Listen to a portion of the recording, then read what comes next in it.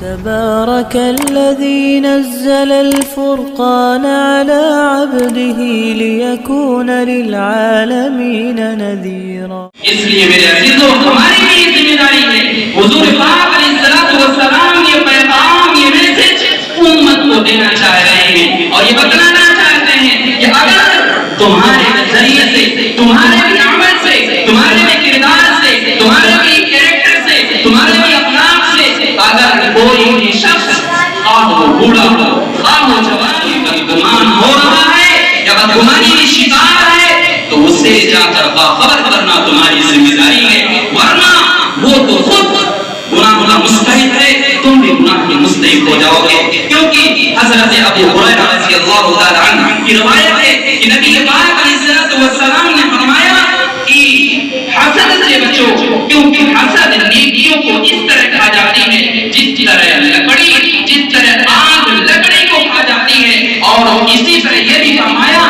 کہ بدگمانی سے بچو، کیونکہ بدگمانی آپس میں معاملات کے، آپس میں رہن سہن کے، آپس میں جو اخلاق ہیں، آپس میں جو بات چیز ہے اس کو ختم کر دیتی ہے. ایسا ہو رہا ہے کہ نہیں ہو رہا میرے عزیزوں؟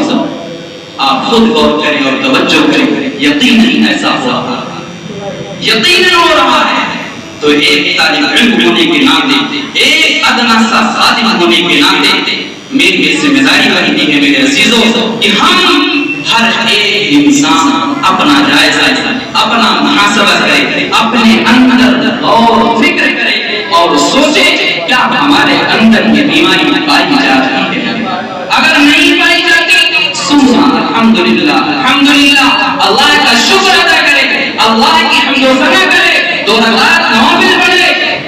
اور اگر پائی جاتی ہے تو اللہ سے استغفار کرے، اللہ کے سامنے گریہ وزاری کرے اور اپنے آپ کو اس سے بچانے کی کوشش کرے.